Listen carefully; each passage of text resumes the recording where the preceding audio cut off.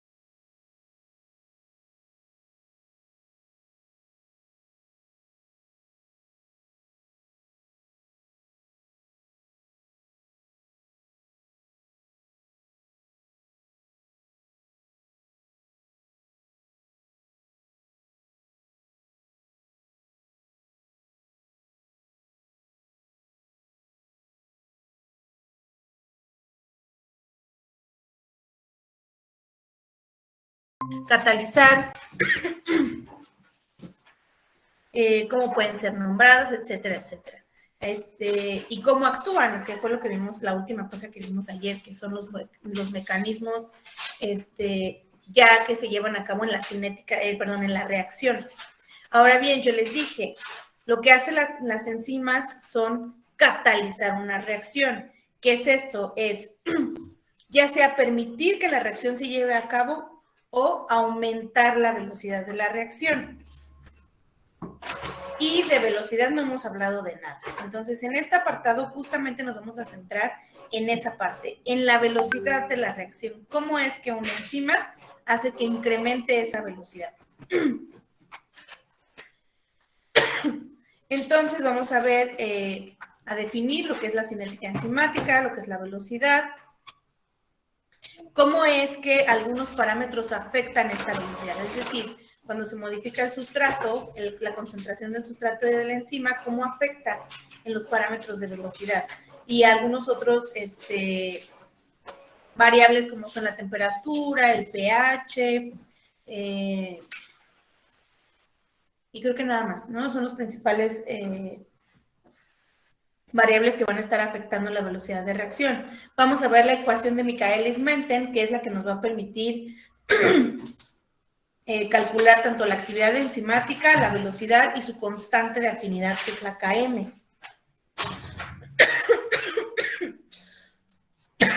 De ahí van a comenzar sus compañeros a exponer lo que es la Km desde el punto de vista biológico, o sea, ¿por qué tendrían, cuál es su efecto, ¿no? ¿Cuál es su importancia?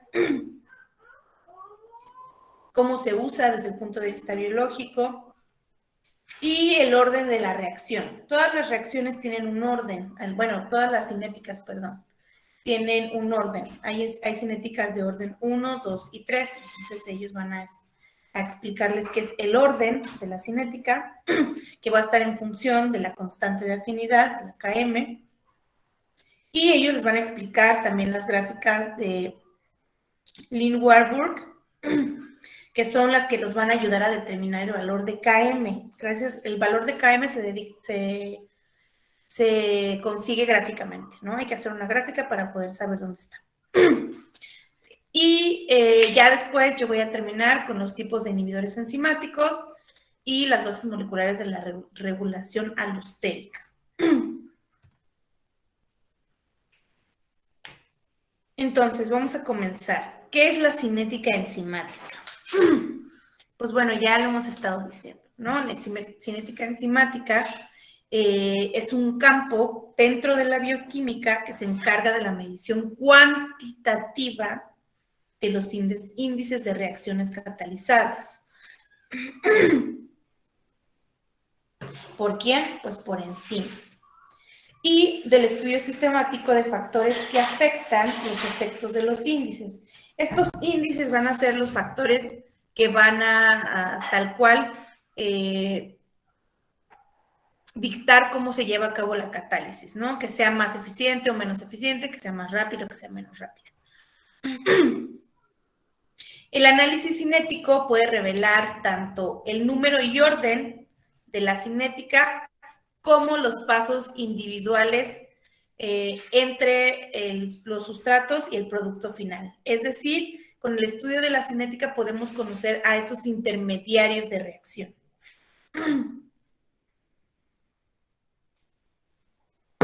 ¿Quiénes? Pues van a ser los pasos en medio antes de transformar completamente el sustrato a los productos finales. ¿Y ustedes por qué tienen que saber cinética enzimática? Bueno, la primera y la más importante es porque las enzimas son parte o son de las moléculas principales que intervienen en la regulación de la homeostasis. ¿Qué es la homeostasis? Equilibrio. ¿El equilibrio de quién? El equilibrio de todo el cuerpo, de todos los procesos y eso. Exacto, la homeostasis es el equilibrio de todo el cuerpo. ¿no? Ejemplo de eso, por ejemplo, es la regulación de nuestra temperatura, que el cuerpo la va a regular dependiendo de la situación en la que estemos. Por ejemplo, cuando tenemos o nos ha invadido un factor externo, como sea una bacteria o un virus, la temperatura incrementa. El cuerpo incrementa la temperatura para tratar de matar a estos patógenos. O, por ejemplo, cuando estamos corriendo o estamos haciendo un ejercicio, el cuerpo tiende a calentarse, por lo que va a venir una regulación inmediata de la temperatura a través de la sudoración.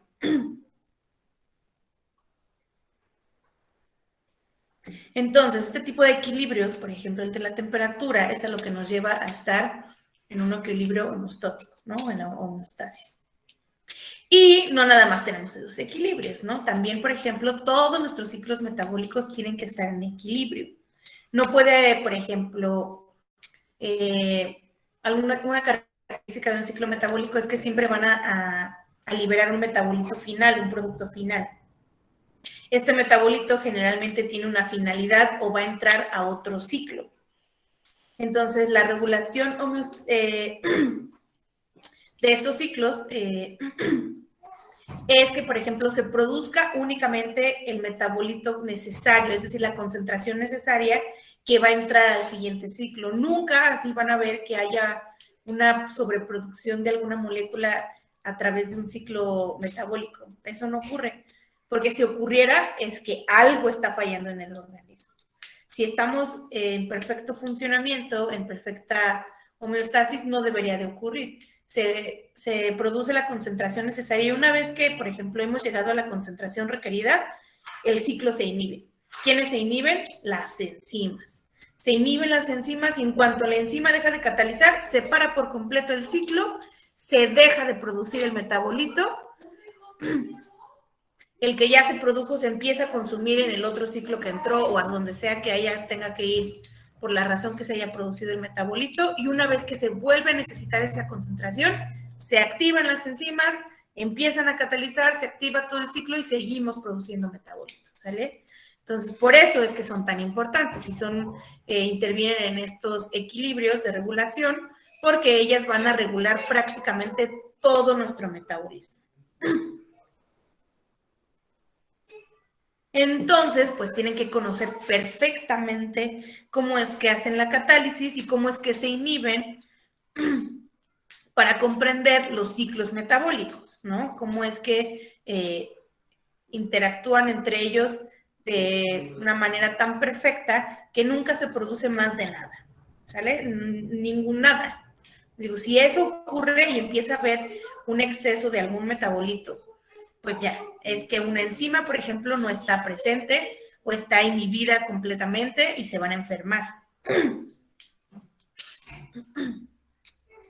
Entonces, pues digo, tienen que comprender, pues, perfectamente estos mecanismos, la cinética, cómo ocurre, además de que van a poder entender el estrés fisiológico que también se da por alguna mala función, una mala función enzimática, produciendo, por ejemplo, anoxia, acidosis, alcalosis metabólica, acumulación de toxinas, y también, por ejemplo, cómo un agente farmacológico puede afectar el equilibrio. ¿Por qué? Porque hay algunos medicamentos que inhiben la catálisis de las enzimas.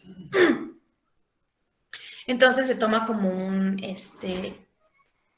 pues como un padecimiento, puesto que lo vamos a provocar nosotros por un agente externo como un fármaco. Y bueno, ya que las enzimas participan casi en todos los procesos fisiológicos, pues también son objetivos de muchas investigaciones en el área científica, puesto que gracias a saber el perfecto funcionamiento tanto de los mecanismos catalíticos como de la cinética de la reacción, podemos llegar a deducir las curas para algunas enfermedades que evidentemente están propiciadas por alguna ausencia enzimática o por la inhibición de una enzima, o también nos puede servir para dar una mejor calidad de vida a un paciente. Si entendemos perfectamente el funcionamiento, podemos detectar dónde está el error y tratar de minimizarlo.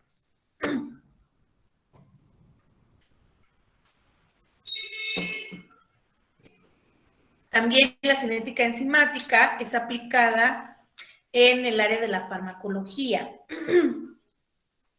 puesto que ellos identifican y caracterizan pues las reacciones y las cinéticas con fines terapéuticos, es decir, porque una vez que ocurren, o bueno, que saben perfectamente el funcionamiento, pueden desarrollar los fármacos para justamente, por ejemplo, activar la enzima, ¿no?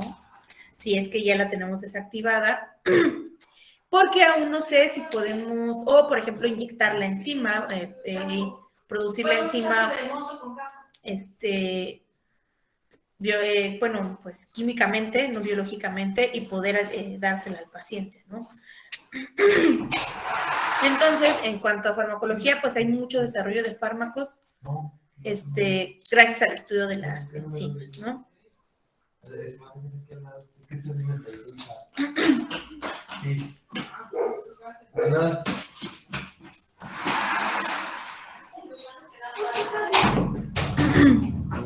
Ahora bien, la cinética enzimática, pues es la velocidad de la reacción. ¿Qué es la cinética?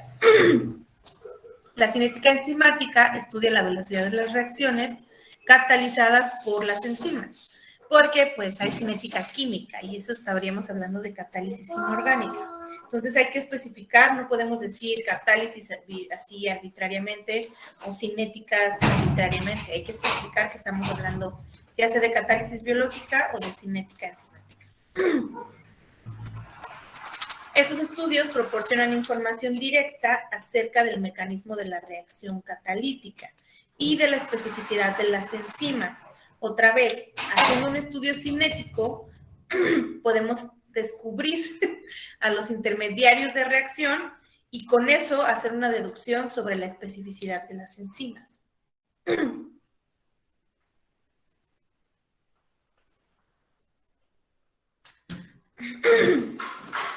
Entonces, para poder entender qué es una cinética, primero tenemos que entender y saber qué es una reacción, cómo ocurre, qué partes la complementan.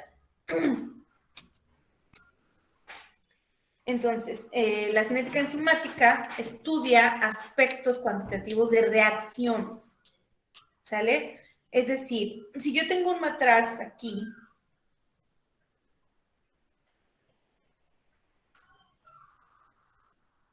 y yo adiciono un reactivo A más un reactivo B aquí y le pongo una mosca o un agitador magnético. Aquí abajo hay una parrilla que va a mover ese magneto y va a hacer que la solución se agite porque va a girar, ¿no? Entonces está mi solución girando y además le pongo temperatura. Entonces tengo mi matraz, lo estoy activando cinéticamente con el movimiento mecánico y además le estoy dando energía a través del calor. Si yo espero un poquito de tiempo, no sé, unas 2, tal, depende de la reacción, hay reacciones que ocurren muy rápido y otras que no, pero vamos a poner que esta está medio lenta y necesito 2 horas. Entonces yo me voy, dejo la temperatura constante, las revoluciones para que la agitación sea también constante. Y a las 2 horas que regreso, aquí mi solución inicial es azul y es homogénea. Cuando yo regreso, mi matraz ya es de color verde y hay un precipitado.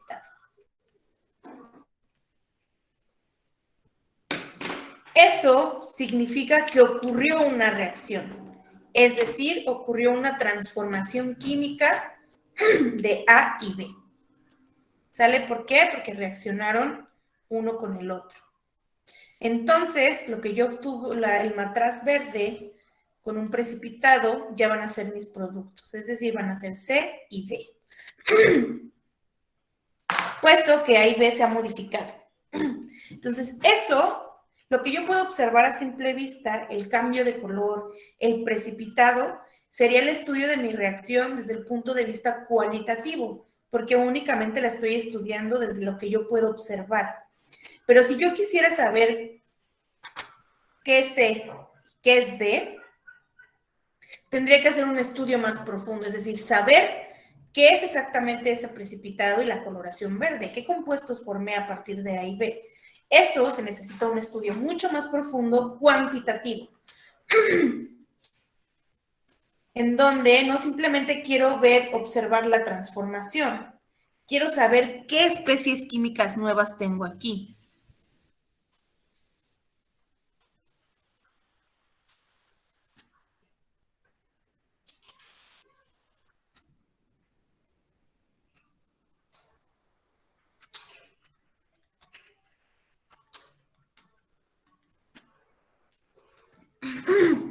Y además, quiero saber cuánto de A y B tengo, de C y D, perdón.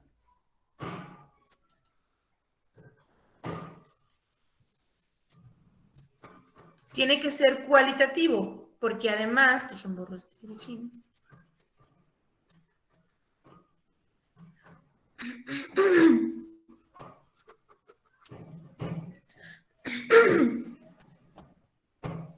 Cuando yo pongo A más B, tengo C y D.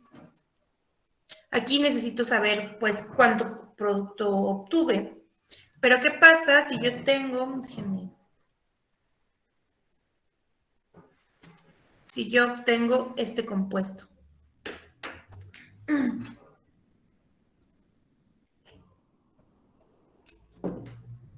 Tengo que saber, o bueno, tengo que hacer un análisis de cuánto obtuve. Primero tengo que balancear mis reacciones estequiométricamente. ¿Cuántas A's tengo en los reactivos? ¿Cuántas B's, perdón?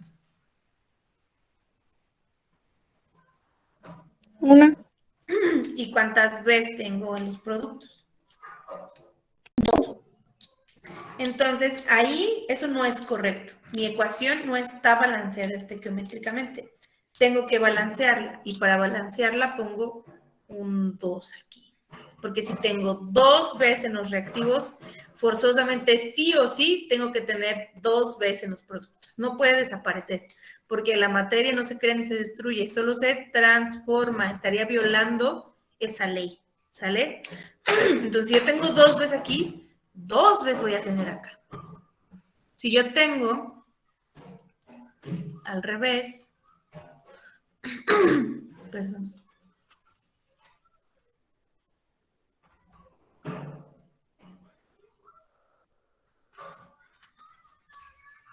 Ay.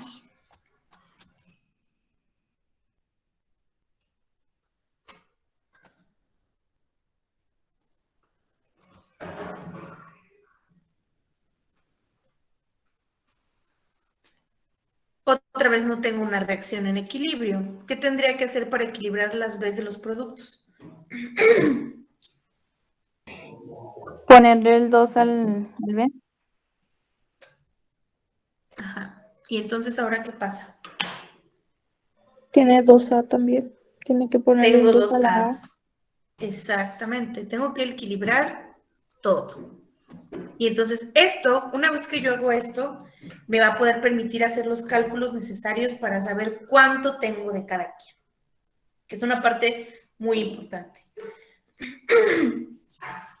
Y además, hay otra parte que tengo que conocer de mi reacción. Tengo que saber quién es A y quién es C y quién es D, o sea, quiénes son mis productos.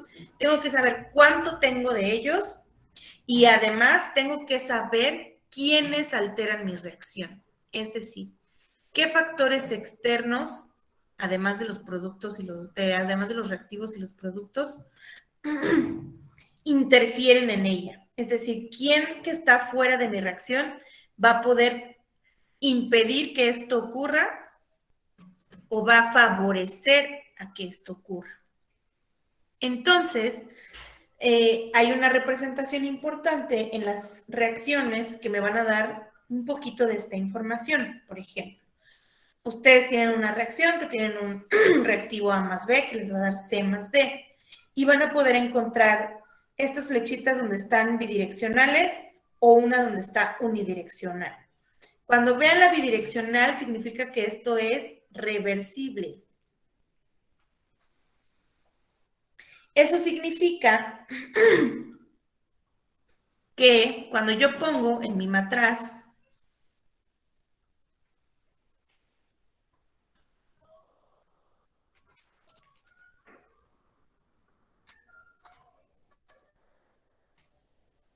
A más B y reaccionan, evidentemente voy a tener C más D. Sin embargo, no significa que A y B van a desaparecer. Yo voy a tener a las 4 especies presentes.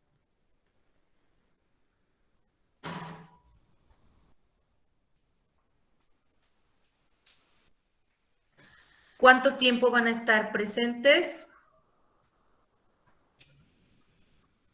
No lo sé. ¿En qué concentración?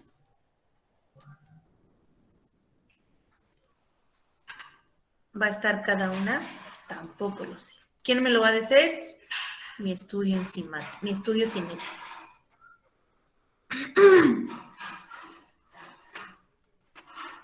Mi estudio cinético me va a decir durante cuánto tiempo tengo ambas o si las tengo todo el tiempo y en qué concentración. ¿Por qué?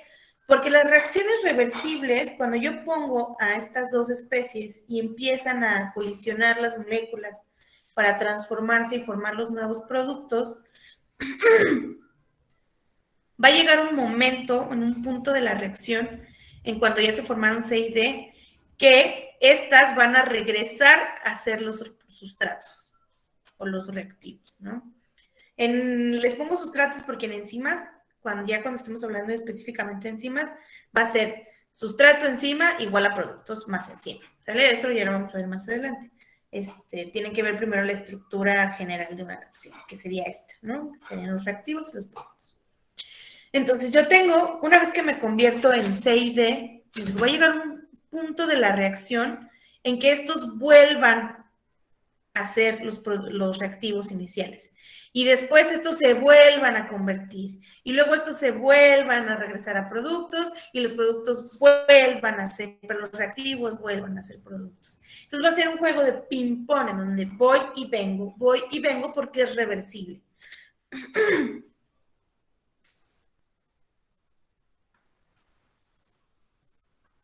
Entonces yo tengo que saber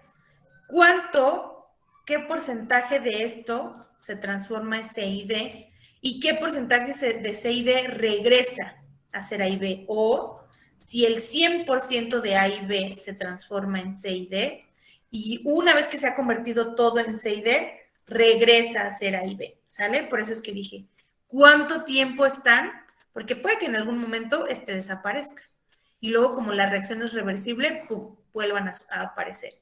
Entonces, ¿eso con quién lo voy a saber? Con un estudio enzimático. Cinético. Y además puede haber reacciones en donde no haya reversibilidad. Cuando ustedes vean una reacción representada con una flecha en una sola dirección, significa que es irreversible. Entonces, ¿qué pasa aquí? En las reacciones irreversibles, voy a tener nuevamente el matraz.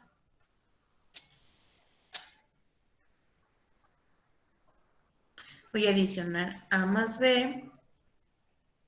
Y voy a volver a tener C más D. Y vuelve la misma pregunta. Aquí sería, ¿cuánto de A y B se convierten en C y D? No lo sé.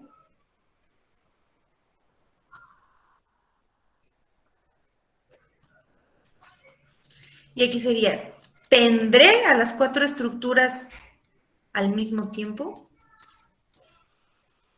Las 4 especies.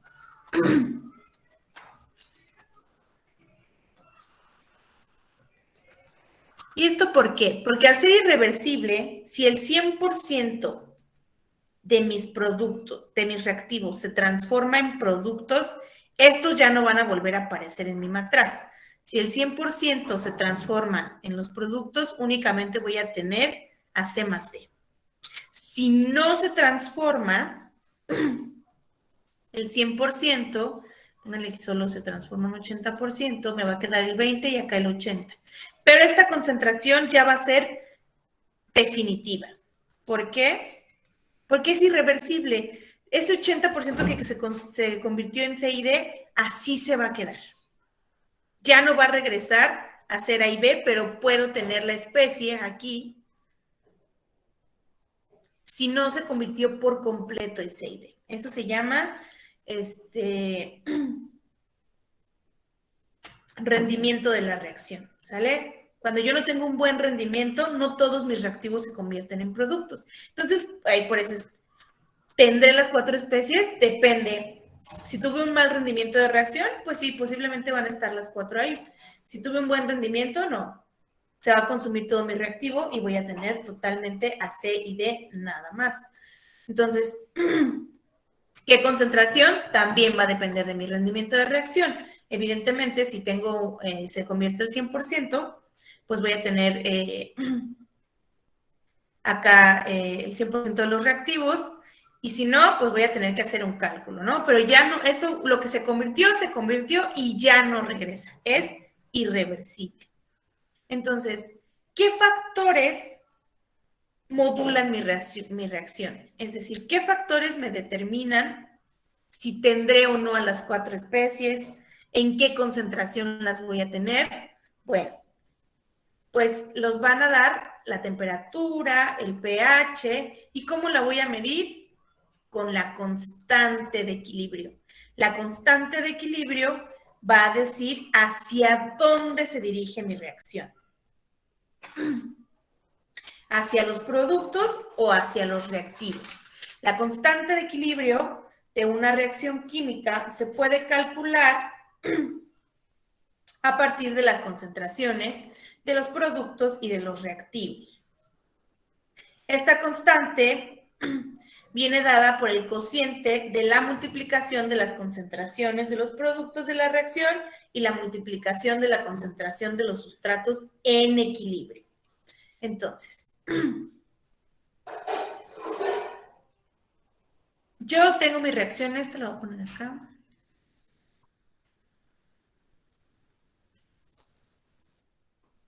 Así. Entonces, yo puedo tener un momento en el que mi equilibrio esté desplazado a los productos. Puedo tener otro momento en donde mi equilibrio esté desplazado a los reactivos. ¿Quién va a dictar? ¿A qué se me refiero cuando está desplazado? Si está desplazado hacia los productos, significa que casi todos mis reactivos se van a transformar en productos. Voy a tener muy poca concentración de este.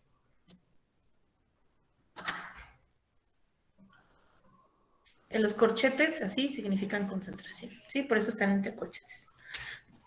Cuando mi equilibrio está desplazado hacia los reactivos, significa que voy a tener baja concentración de productos y una alta concentración de reactivos. Aquí tengo una alta concentración de productos y aquí una baja concentración de reactivos. ¿Quién va a decir hacia dónde se desplaza mi reacción? La constante de equilibrio. Dependiendo del valor de esta, yo voy a saber si mi equilibrio está desplazado hacia los productos o si está desplazado hacia los reactivos. ¿Cómo voy a saber cuál es la constante de equilibrio? ¿Cómo la voy a calcular? Con las concentraciones. Pues yo tengo que constante de equilibrio es igual a la concentración de los productos, la multiplicación de la concentración de los productos, entre la multiplicación de la concentración de los reactivos. Si yo tengo una ecuación como esta, lo que voy a hacer es elevarla al cuadrado. Si tengo 2A, la elevo al cuadrado. ¿Sabes? Es lo mismo que si multiplicara A por A. Estas son matemáticas. Se las pongo porque son diferentes formas de expresar, porque a veces la ven y creen que esto es diferente a esto, ¿no? Aquí lo separo porque A y B son diferentes, pero cuando son iguales las puedo elevar al cuadrado. Y si tuviera 3A, sería A al cubo, ¿no?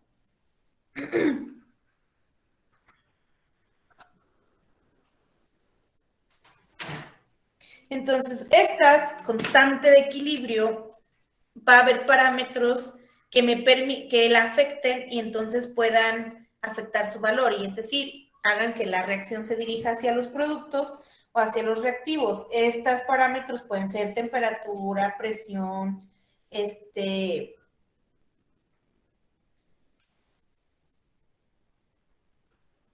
concentración de hidrógenos o pH, puede ser, por ejemplo, la concentración de los reactivos, de los reactivos, si yo adiciono más de lo que debería adicionar, va a haber parámetros diferentes. Y además de la constante de equilibrio, también va a poder ser modificada por la energía libre de Gibbs. ¿Qué es la energía libre de Gibbs?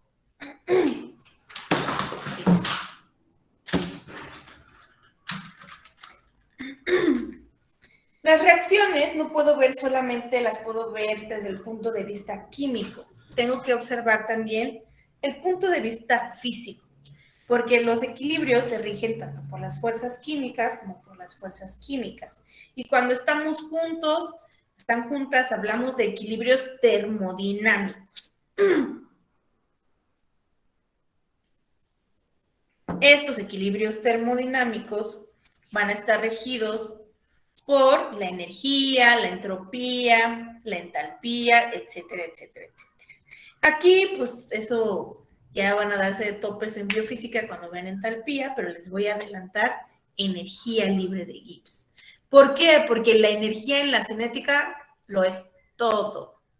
La energía justo es la que van a hacer que se disminuya las enzimas para aumentar la velocidad de reacción. Entonces, primero tenemos que saber cómo es que una reacción química está regida en función de la energía. Entonces, ¿qué es la energía libre de Gibbs? Es el cambio de la energía libre asociado con una reacción química. ¿Qué es lo que me va a decir? ¿O qué me va a dar? ¿Cómo puedo interpretar ese dato? Pues como un indicador de espontaneidad. Cuando ustedes vean A más B,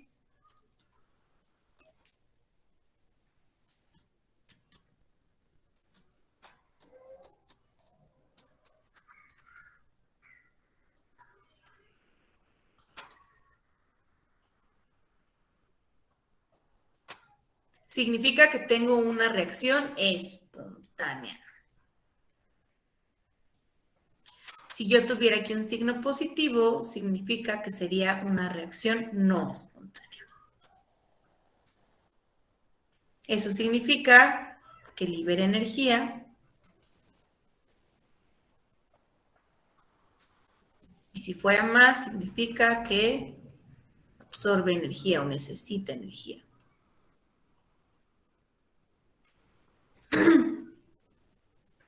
¿Por qué? ¿Cómo es que la puedo relacionar con la espontaneidad de la reacción? Puesto que la energía libre de Gibbs, desde el punto de vista termodinámico, es igual al trabajo útil, ¿sale? La energía libre de Gibbs no es otra cosa más que una expresión, una unidad para expresar el trabajo útil, ¿sale? ¿El trabajo útil de quién? El trabajo útil máximo que se puede lograr de la reacción, o sea, hace la energía máxima que va a liberar la reacción. O si yo tengo que imponer un trabajo o una energía o una fuerza mecánica para que se lleve a cabo la reacción, ¿sale? Estas son propiedades ya meramente termodinámicas, luego ya van a ver, creo que en biofísica, según yo, esta parte de todas estas propiedades intensivas, es trabajo, fuerza, charalá. Entonces, ahorita la energía es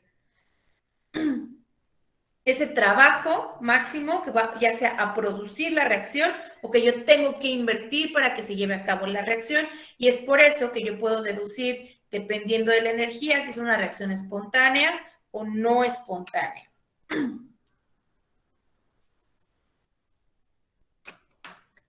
Además, la energía libre de Gibbs me puede ayudar a describir tanto la dirección en la que tendrá a proceder la reacción química, como la de las concentraciones de reactivos y productos que estarán presentes en el equilibrio.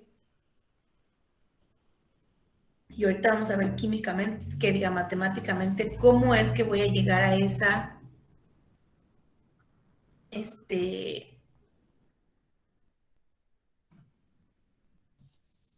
a esa relación.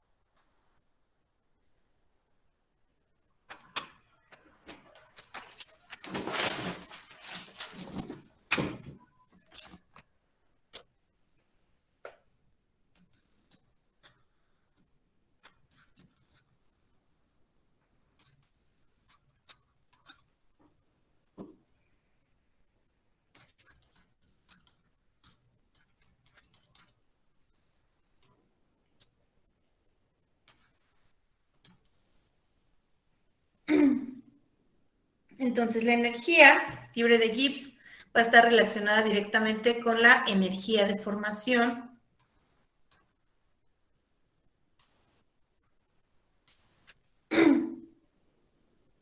de los productos y la energía de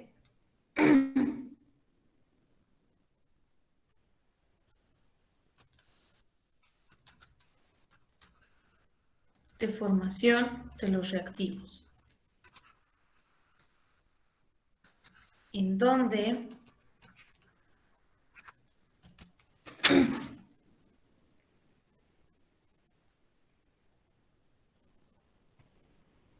delta G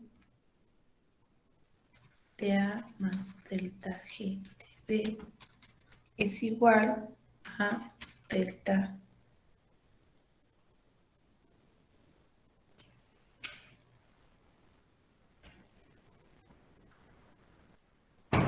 del sustrato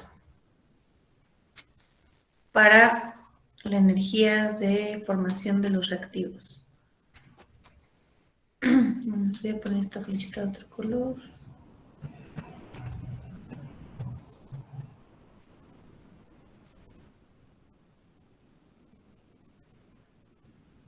Y delta G. Delta es la diferencia, ¿no?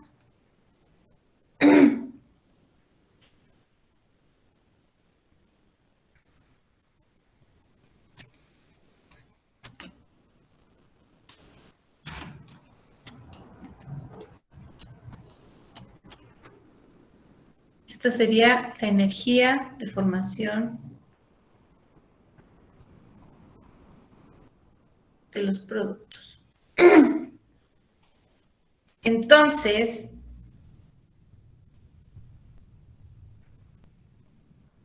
delta GR, que sería delta G de la reacción, es igual a delta G de C más delta G de D menos delta G de A más delta G de B. Es decir, delta G es la diferencia de energía entre, la diferencia de energía cuando restamos la energía de formación de los productos a la energía de formación, cuando le restamos la energía de formación de los reactivos a la energía de formación de los productos.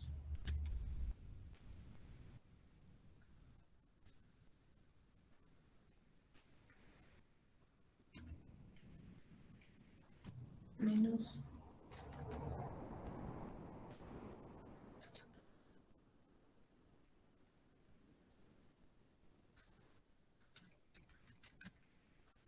Ese sería mi delta G global de la reacción, es decir, el que van a observar aquí, que diga delta G es igual a menos 5.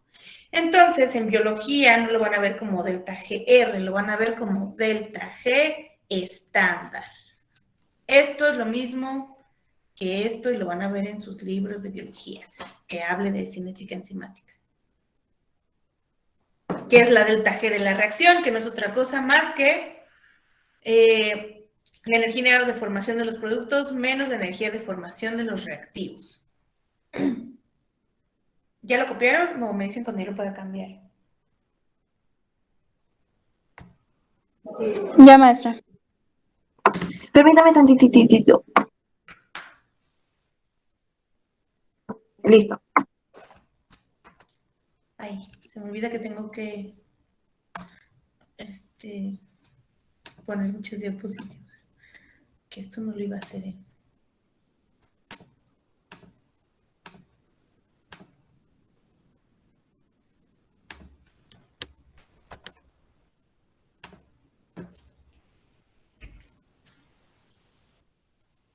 Entonces, el denotar o observar un cambio en la energía libre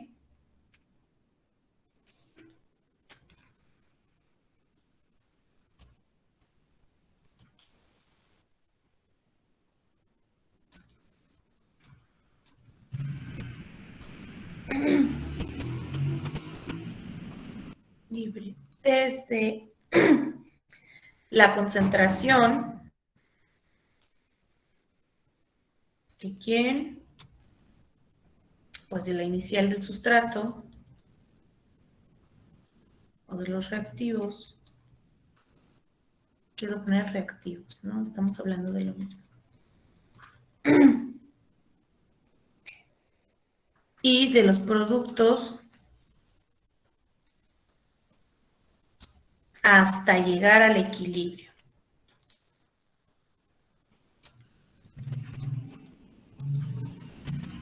Es decir, vamos a ver cambios en la energía libre de Gibbs desde que iniciamos la reacción con las concentraciones iniciales de los sustratos o de los reactivos hasta llegar al equilibrio. Cuando ya se formaron los productos, vamos a obtener un equilibrio.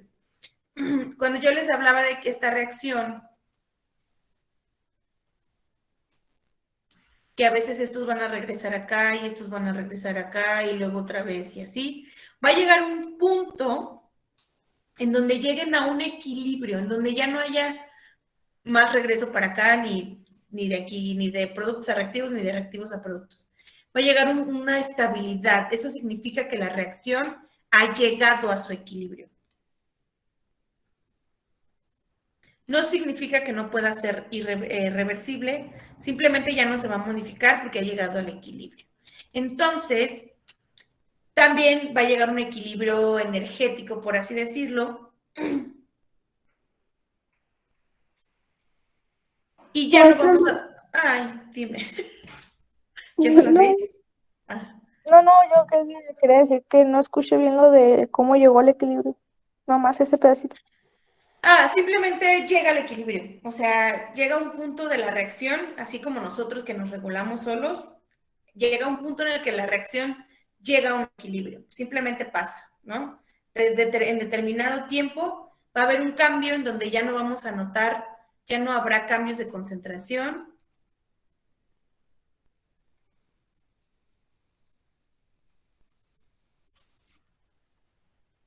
Y tampoco habrá cambios energéticos. Chile.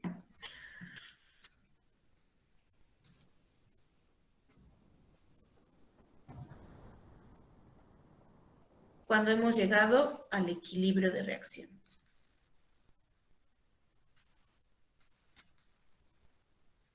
Entonces, si delta G, delta GP, es decir, delta G de productos, es menor que delta G de sustrato,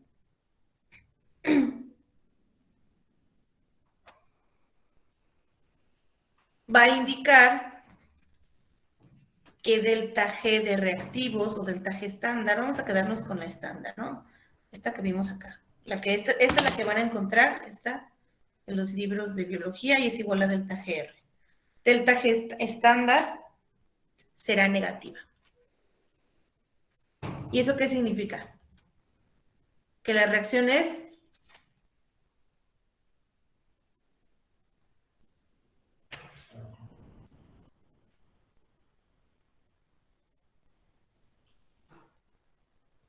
esto es una suma, ¿no? Acuérdense, delta G de productos menos delta G de reactivos es igual a delta G estándar. ¿Qué pasa si delta GP es menor que delta GS? Delta G será negativa. ¿Y eso qué significa? Que la reacción es espontánea o no espontánea.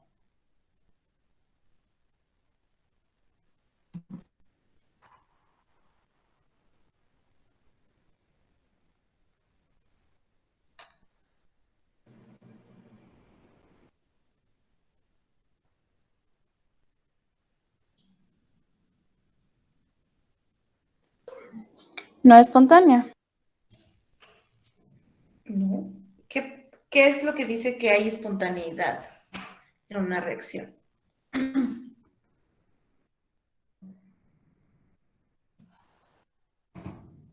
¿Por qué la energía me puede decir si es espontánea?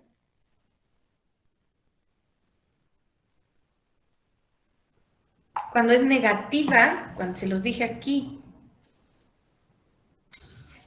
es espontánea. Si es positiva, es no espontánea. Y si delta G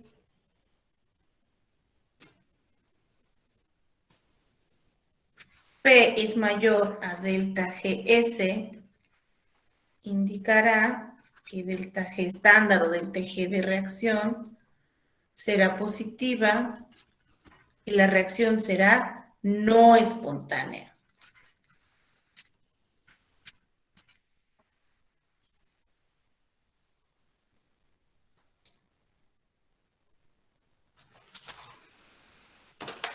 Entonces, Maestra, la verdad que lo de delta, ¿cómo se llama? Delta G, para saber si es negativa o positiva, ¿cómo lo hacemos? No lo entendí muy bien.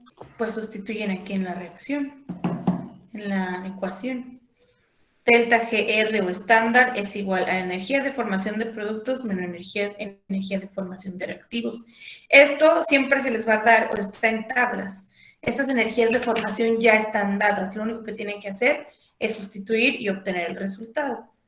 ¿Quién va a hacer o cómo van a obtener los datos? Dependiendo de la reacción. Qué productos tengan, en qué reactivos y qué productos, y entonces pueden hacer primero esta sumatoria, obviamente. Estos son, pues eso les dije, son matemáticas, muchachos, y eso ya no se los puedo explicar. Estas son sumas y estas son restas, ¿sale?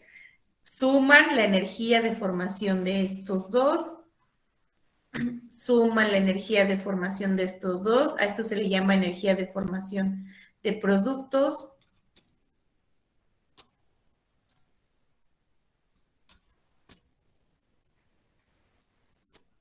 Y estas son energía de formación de reactivos o sustratos.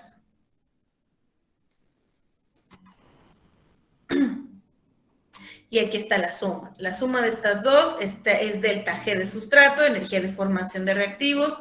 La suma de estas dos es delta GC más delta GD, que es igual a delta G de productos. Y cuando yo quiero obtener la delta G global de mi reacción, que sería delta GR o delta G0, que se llama delta G estándar, que es la que van a encontrar en los libros de biología, la van a obtener haciendo una resta. La resta es, a lo que le van a restar es a la energía de formación de producto, le restan la energía de formación de reactivos y obtienen delta GR. Una vez, ¿cuándo van a tener estas energías ya constantes? Cuando lleguen al equilibrio. Cuando la reacción llegue al equilibrio ya no va a haber cambios de concentración ni cambios energéticos. Entonces pueden hacer esta ecuación, hacer las restas y entonces dependiendo del valor que les dé en estas sumatorias, evidentemente, por eso es, si la GP, o sea, la energía de formación de productos es menor que la energía de formación del sustrato, que es una resta, indicará que delta G estándar o la delta G global de la reacción será negativa. Y eso nos va a dar o nos va a indicar la espontaneidad de la reacción, es decir, que es espontánea. Cuando hagan la sumatoria y vean que delta GP es mayor que delta G de los sustratos, nos va a indicar que delta G será positiva. Y eso lo van a hacer aquí. Eso es obvio. Si ustedes restan, si esto es 5 menos 2, ¿cuál es el resultado?